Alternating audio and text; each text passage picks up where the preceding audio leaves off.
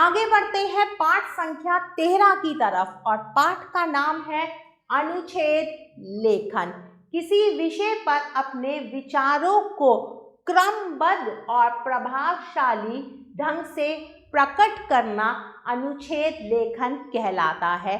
अनुच्छेद लेखन किसे कहते हैं? जब किसी एक विषय पर हम अपने विचारों को सही से लिखते हैं और प्रभावशाली ढंग से लिखते हैं तो उसे हम अनुच्छेद लेखन कहते हैं। दिए गए अनुच्छेदों को ध्यानपूर्वक पढ़िए और समझिए। अब पहला विषय है गाय। तो गाय पर कुछ अनुच्छेद है, चलिए पढ़ते हैं। गाय एक पालतू पशु है। गाय की 4 टांगें होती हैं। गाय के 2 सींग, 2 कान तथा 2 आंखें होती हैं। गाय हरी घास तथा भूसा खाती है। गाय हमें मीठा दूध देती है। गाय को हम गौ माता भी कहते हैं। तो देखिए, एक विषय था गाय और उस पर कितने अच्छे ढंग से अनुच्छेद लिखा गया है। चलिए आगे बढ़ते हैं। अगला विषय है कुत्ता। कुत्ता एक वफादार जानवर है। यह हमारे घर की देखभाल करता है।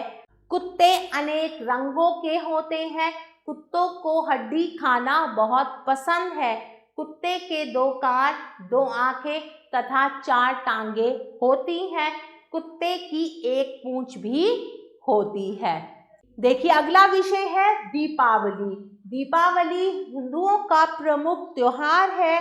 यह पूरे देश में उत्साह से मनाया जाता है। यह कार्तिक मास की अमावस्या को मनाया जाता है। इस त्योहार पर हर घर में सफाई की जाती है। इस दिन श्री राम लंका पर विजय प्राप्त कर अयोध्या लौटे थे। दीपावली के दिन लक्ष्मी गणेश का पूजन करते हैं। दीपावली के दिन खील, पताशे, खिलौने तथा मिठाई बांटते हैं। बच्चे तथा बड़े खूब पटाखे जलाते हैं। सभी लोग अपने घरों को दीपक तथा कंडील से सजाते हैं। बाजार अनेक प्रकार की रोशनी से जगमगाता है। दीपावली के दिन सभी लोग नए वस्त्र पहनते हैं। व्यापारी लोग अपने धन तथा खातों की पूजा करते हैं। दीपावली पर लोग परस्पर शुभकामनाएं देते हैं।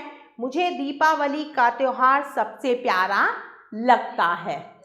तो चलिए अब अभ्यास कार्य देखते हैं। चित्र देखकर अनुच्छेद पूरे कीजिए।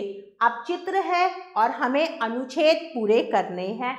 सबसे पहला विषय है मेरा प्रिय मित्र। यह मेरा डैश है। इसका नाम डैश है।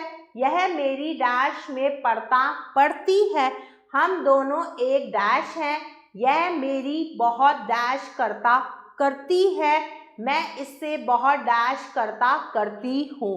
तो प्यारे बच्चों, अब कुछ विषय दिए हुए हैं। आपको चित्रों की सहायता से ये अनुच्छेद पूरे करने हैं। प्यारे बच्चों, आशा करती हूँ मैंने जो आपको पाठ पढ़ाया आपको अच्छे से समझ आया होगा। हम पुनः फिर मिलेंगे एक नए पाठ के साथ। तब तक के लिए आभार।